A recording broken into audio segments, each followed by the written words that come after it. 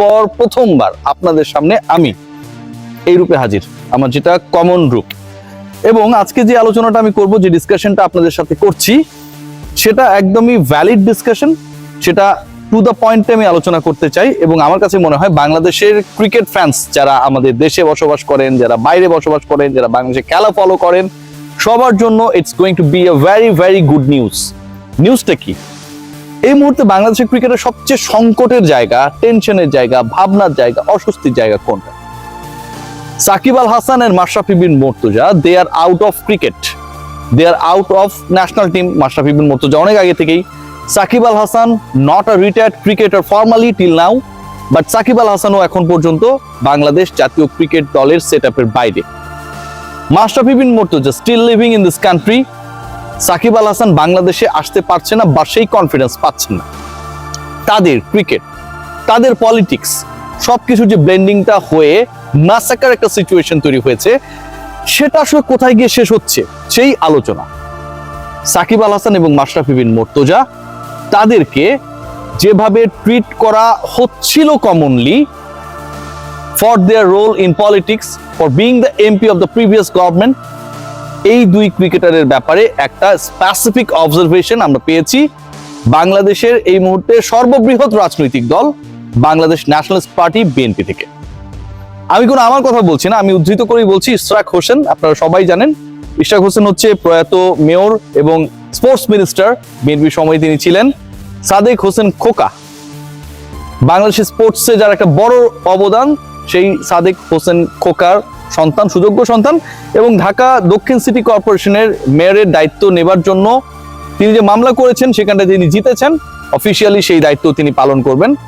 বিএনপির রাজনীতিতে এই মুহূর্তে যে কজন ইয়াং অ্যান্ড ইমার্জিং লিডারশিপ রয়েছে, তাদের একজন ইশরাক হোসেন মাত্র কদিন আগে স্পেসিফিক ভাবে বলেছে সাকিব আল হাসান আর মাশরাফি বিন মুর্তজার যে বাংলাদেশের ক্রিকেট হিস্ট্রিতে ইনভলভমেন্ট, কন্ট্রিবিউশন, সেই ইনভলভমেন্ট এবং কন্ট্রিবিউশন বিবেচনায় রেখে তাদেরকে ভিক্টিমাইজ করা কোনোভাবে উচিত হবে না। I am repeating, Shakib Al Hasan এবং মাশরাফি বিন মুর্তজাকে কোনোভাবেই তাদের অবদান বিবেচনায় ক্রিকেটে ভিক্টিমাইজ করা উচিত হবে না, এবং সেটা তিনি চান না।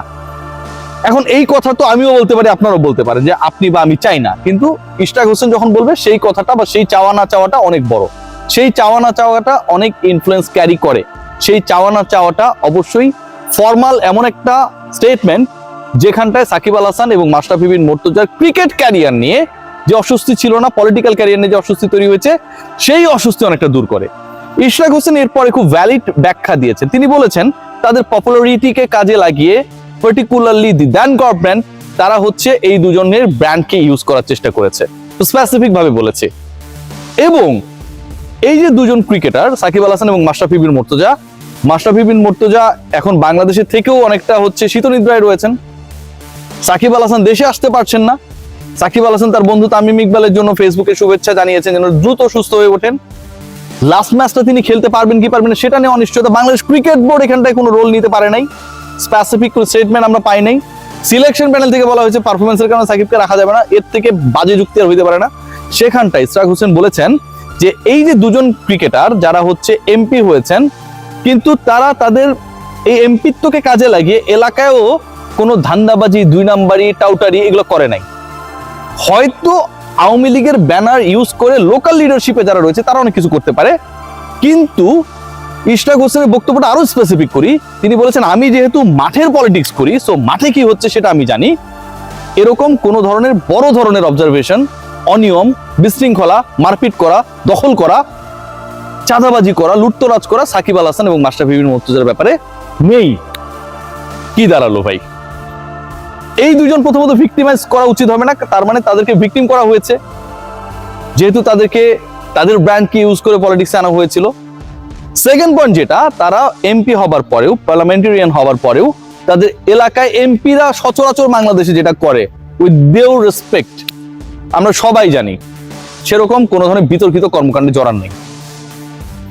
এর বাইরে যদি কোনো ইস্যুস থাকে সেটা লিগালি মোকাবেলা করা হবে, সেটাও তিনি বলেছেন।